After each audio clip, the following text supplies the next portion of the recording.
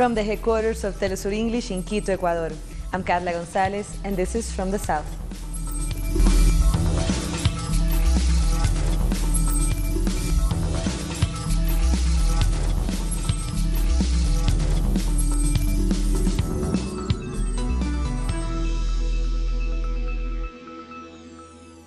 It's been only 3 days since the Colombian Congress was sworn in, and allegations of fraud and irregularities are already being made.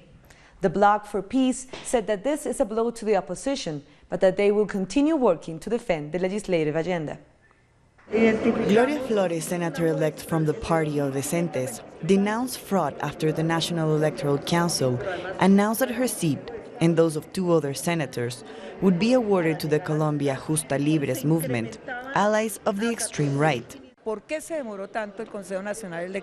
The National Electoral Council took such a long time in declaring because they were aiming in the fraud that favors 3 senators who are from the coalition of President-elect Iván Duque's incoming government.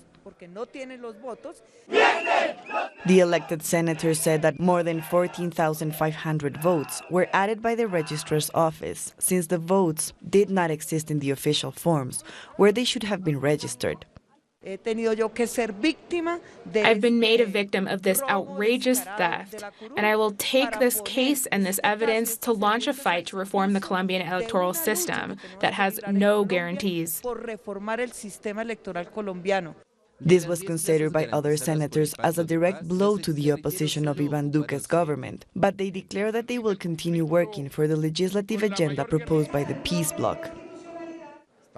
We're ready to take on all the challenges that are necessary at this time, especially in the defense of the peace processes. We want to continue to implement the peace process, which the government and the FARC agreed upon, and keep fighting to eliminate violence from the country. For this reason, they assure that they will have to work for an inclusive legislative agenda above the political turmoil. We put all our efforts towards the implementation of the peace agreements and also towards uplifting the living standards of people, especially the most vulnerable section of the population. Meanwhile, Gloria Flores of the party of Decentes, Soledad Tamayo of the Conservative Party, and Jorge Guevara of Alianza Verde announced that they will take legal measures against the electoral irregularities. We continue in Colombia, where the Special Jurisdiction for Peace has called almost 2,000 army members to appear in court regarding the case known as false positives. This is the 3rd case opened by the special court. Officials have said that this is a priority investigation due to the number of military men involved in the case and also because of their high rank.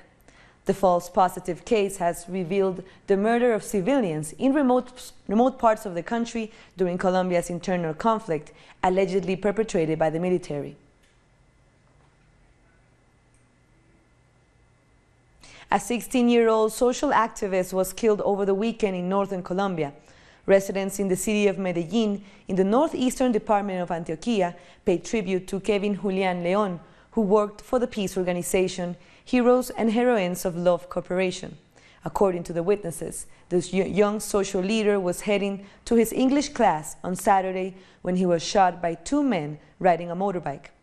Over 400 social leaders have been killed in Colombia since the peace accords were signed in December 2016.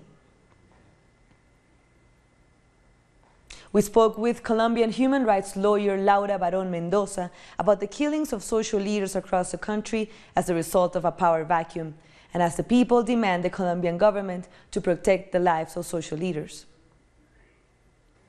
Well, it is true that we have more than 311 victims since 2016. However, this is not a recent phenomenon. In regard with the current killings, we have to link it with the notion of power vacuum and cycle of violence, also known as a power void, which is an analogy between the physical vacuum to the condition when someone has lost control of something and no one has replaced them. So this is what is going on in Colombia. And this is proved that because it is happening in areas completely isolated, such as Antioquia, Arauca, Cauca, Chocó, Córdoba. So now what we have to bear in mind is that from a legal perspective, Colombia is obliged to comply with multiple international instruments that establish the obligation to respect, to protect, and to fulfill human rights. plus the obligations to prevent, investigate, punish, and provide effective remedy. We are here talking about the compliance of these obligations by safeguarding the lives and personal safety of defenders, especially those protecting land, territory, the environment, and those who have assumed social leadership roles in communities on which the armed groups is ongoing. Ecuadorians living in the United Kingdom are protesting against Ecuadorian President Lenín Moreno, who is currently in London to take part in the Global Disability Forum this Tuesday. Dozens of people demonstrated outside the forum headquarters to criticize Moreno's policies and to reject what they call political prosecution against former President Rafael Correa and his former Vice President Jorge Glass. They also chanted in favor of Julian Assange's freedom, refuge in the Ecuadorian embassy in London since 2012. People also protested outside the hotel where Moreno is staying on Monday, and more demonstrations are scheduled to happen outside the Ecuadorian embassy in London later on Tuesday. We are protesting because Lenín Moreno has been invited to represent people with disabilities from Ecuador, but he is actually cutting all the rights achieved during the 10 years of citizen revolution. He is prosecuting the leaders that changed our country, Rafael Correa, Jorge Glass, and he is now also betraying Ecuador when the country accepts political asylum for Julian Assange. We are very disappointed and concerned that Ecuador is coming back to the neoliberalism era. The reason we are here is to protest against Lenín Moreno, because we think it's totally wrong as Ecuadorian community, and it's totally wrong for Lenín Moreno to be representing a vulnerable society such as disability people. We shouldn't be here applying a neoliberal agenda in Ecuador where disability people automatically are going to get affected because he's cutting budget on health, education, infrastructure, jobs, is introducing flexible jobs, is actually allowing that the rich people not to pay taxes as Rafael Correa imposed to do in Ecuador, because with taxes, as we know, is going actually to pay for health and education and other things that Ecuadorian society need. And I think he is an embarrassment to be in here in the summit, global summit. He is actually representing the world of disability people, and it's totally wrong. And I think we have to protest against it. Our correspondent in London, Pablo Navarrete, brings us more details.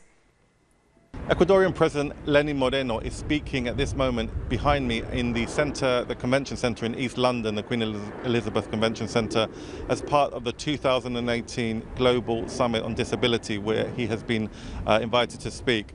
Now, his visit to Britain, where he arrived on Friday, was to officially take part in this meeting, although according to the Intercept website and journalist Glenn Greenwald, the real reason for his visit was to hold high-level talks with British government officials to effectively hand over Julian Assange to the UK authorities.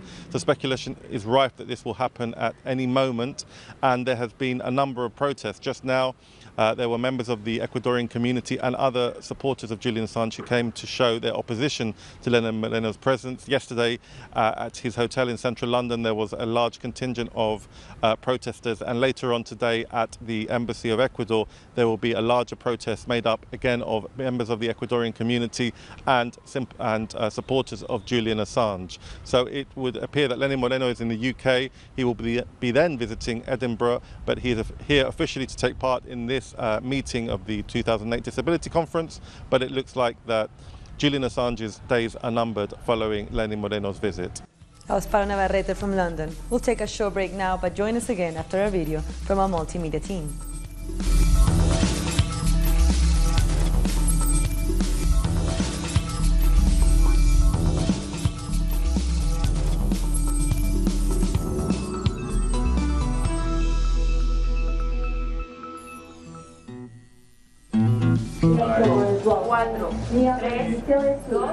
From the headquarters of Telesur English in Quito, Ecuador, this is From the South, and I am Singing Gray. I think what's good about the project of Telesur is the fact that it's leftist, it's anti-capitalist, and it adds a valuable voice to the media landscape that's already very crowded, but yet not very diverse.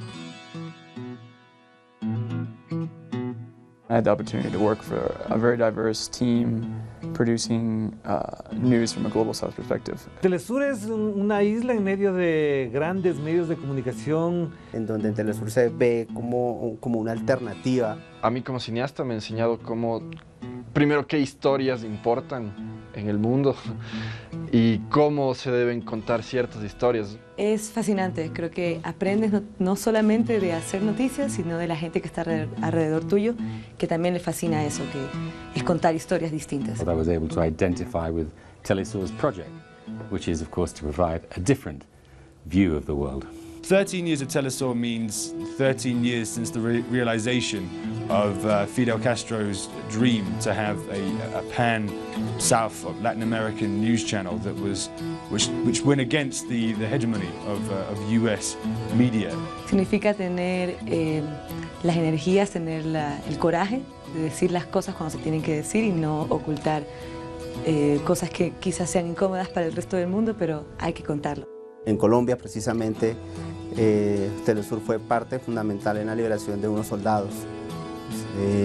También fue parte fundamental en la parte de buscar la paz que se necesita en un país como Colombia. Bueno, 13 años es como haber nacido para un medio de comunicación, porque lo que más aspiramos es que esto se extienda por siglos.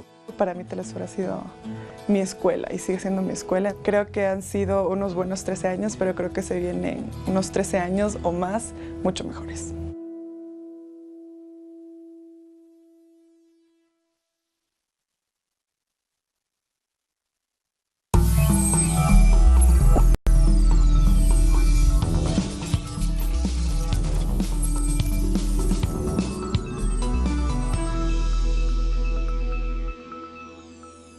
Welcome back. As we heard earlier, 13 years ago today, Telesur was set up with the aim of providing an alternative to mainstream media coverage of Latin America and the world.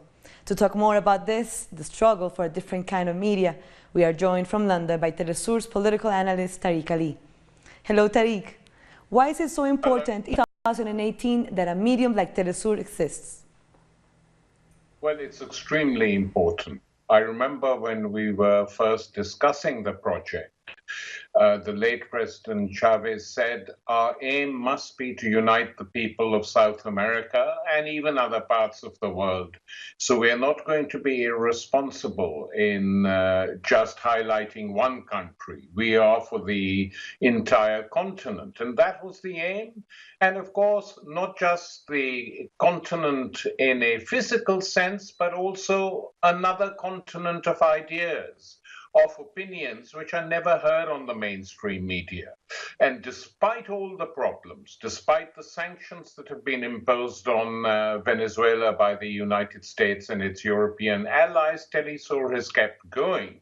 I get emails personally and for the world today from all over the world, you know, from every continent, where people are watching it, sometimes in larger numbers, sometimes in fewer numbers. But I think Telesur has established itself as a channel that reports on real struggles that are taking place and challenges the dominant ideology of the Western powers and its allies. And I think this is extremely important, and I hope we will be there in 10, 13 years' time. So do you see the counter-hegemonic media as having grown in recent years, or is it just that we're seeing different versions of corporate-owned media posing as alternative? Well, there are some who pose as alternative who really aren't, but there are increasingly now small stations, small podcast groups on social networks, small TV coverage.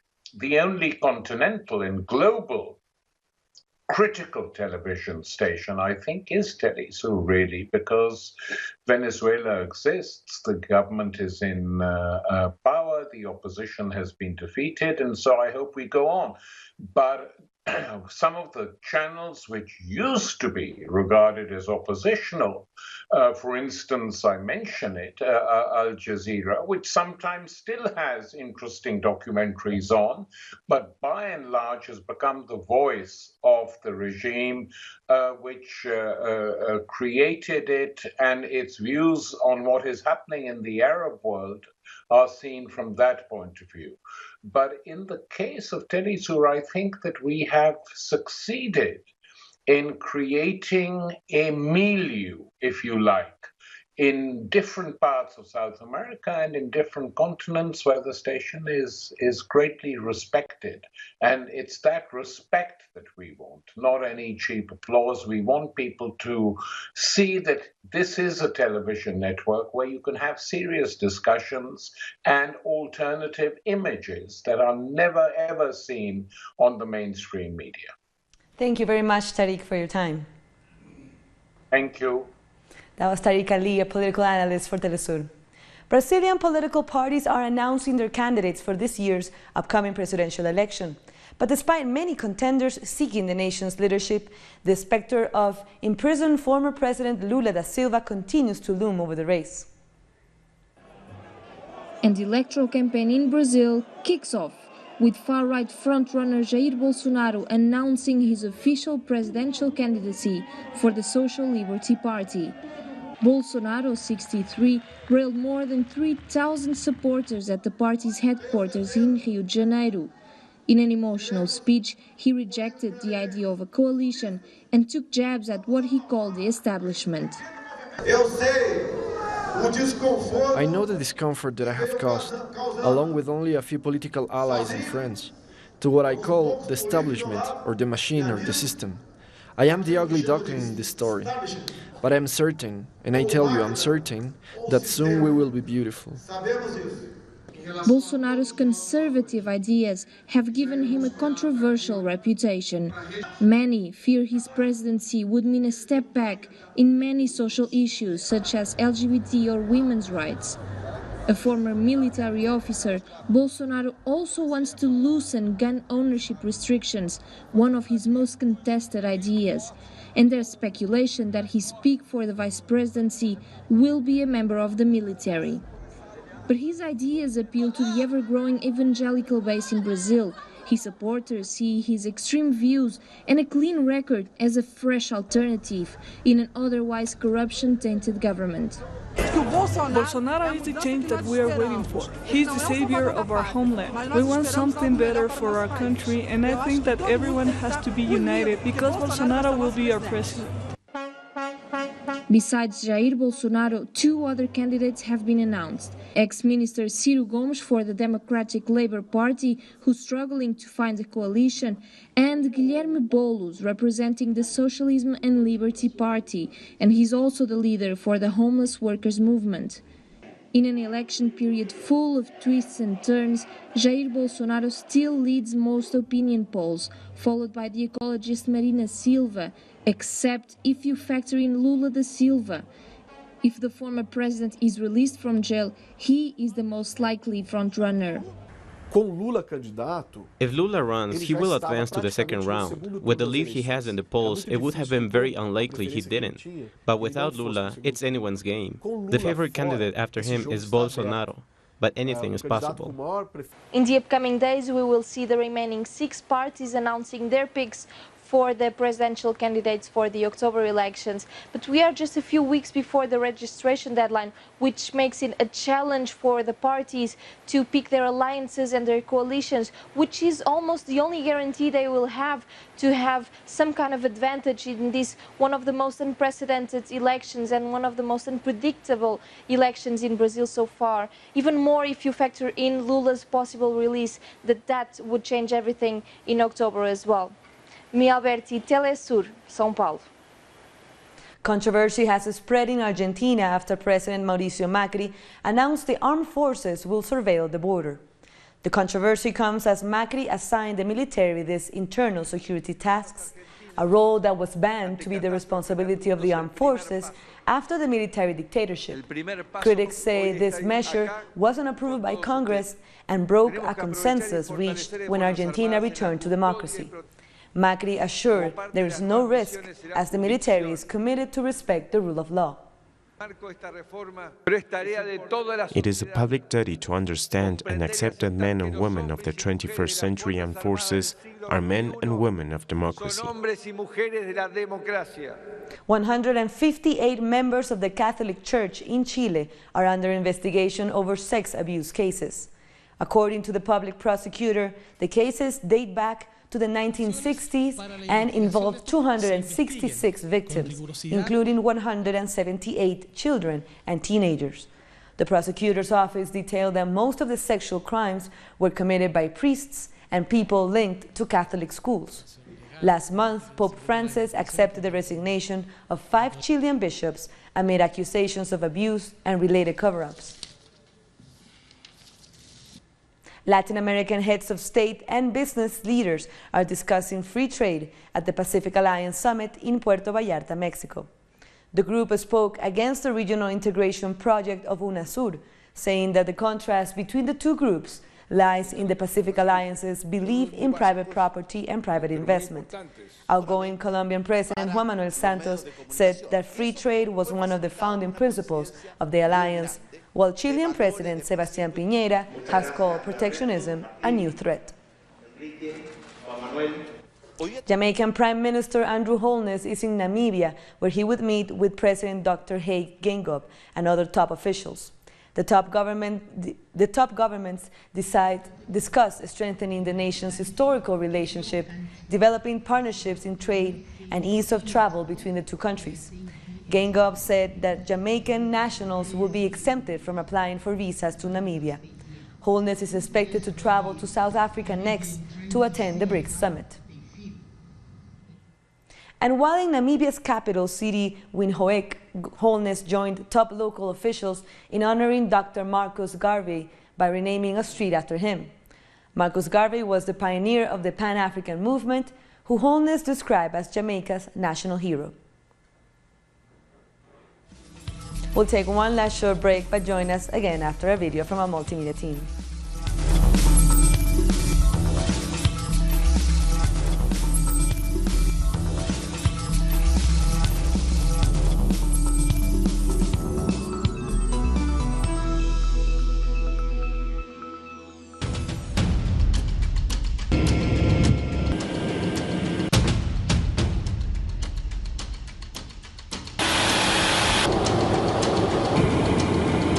Salí a defender mi patria.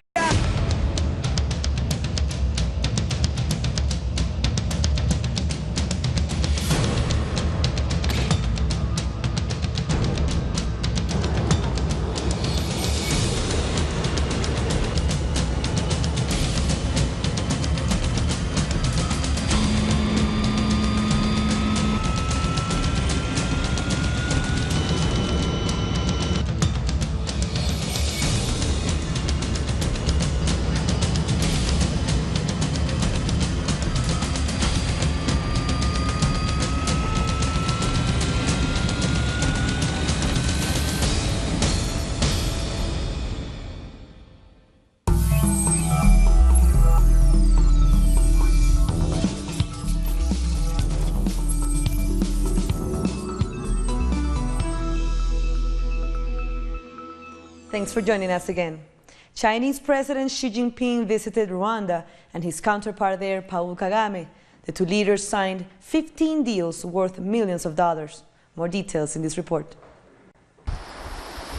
China has evolved its development strategies with Africa, from a simple raw materials trade relationship to one of infrastructure projects as part of the Belt and Road Initiative.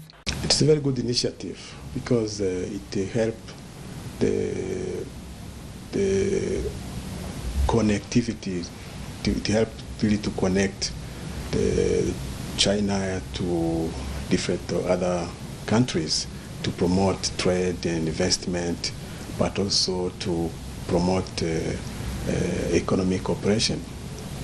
So Rwanda, as a landlocked country and a small country, we can only support initiatives that promote integration, promote cooperation, promote openness. Trade between Beijing and Africa is 40 times what it was in the 1990s, and today, China is the main commercial partner of sub-Saharan Africa. During his visit to Senegal, Chinese President Xi Jinping signed at least 10 cooperation projects under the Belt and Road Initiative.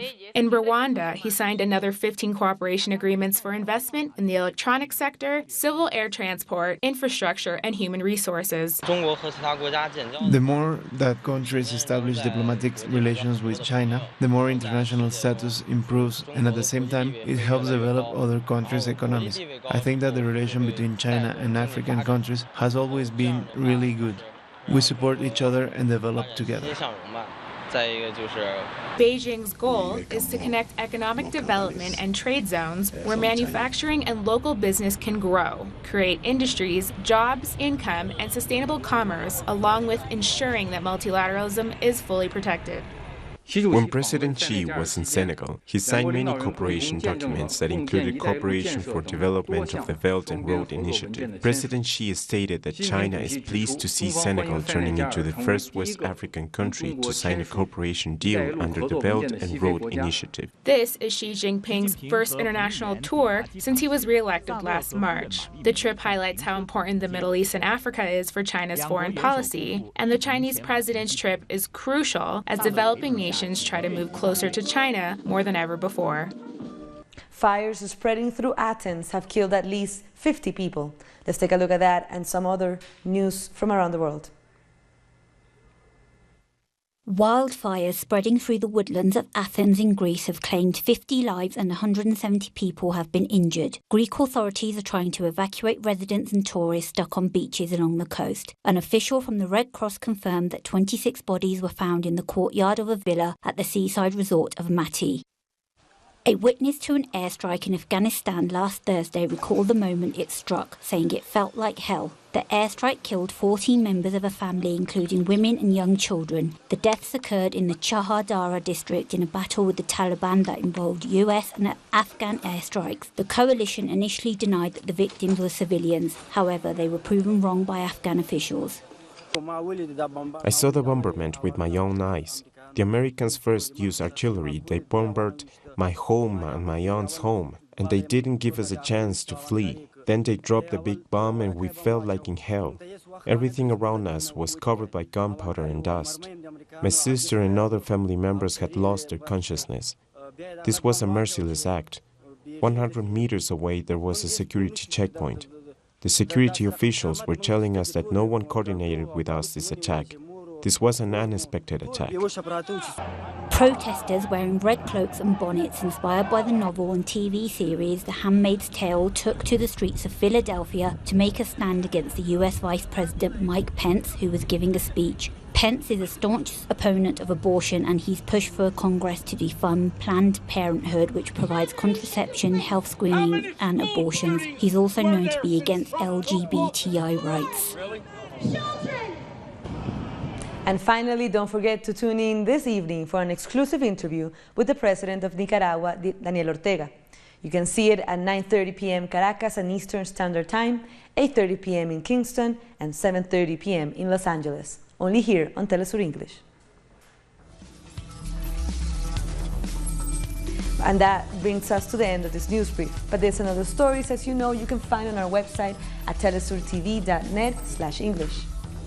And be sure to follow also on social media, Facebook, Twitter, and Instagram. For Telesur English, I'm Carla Gonzalez. Thank you for watching.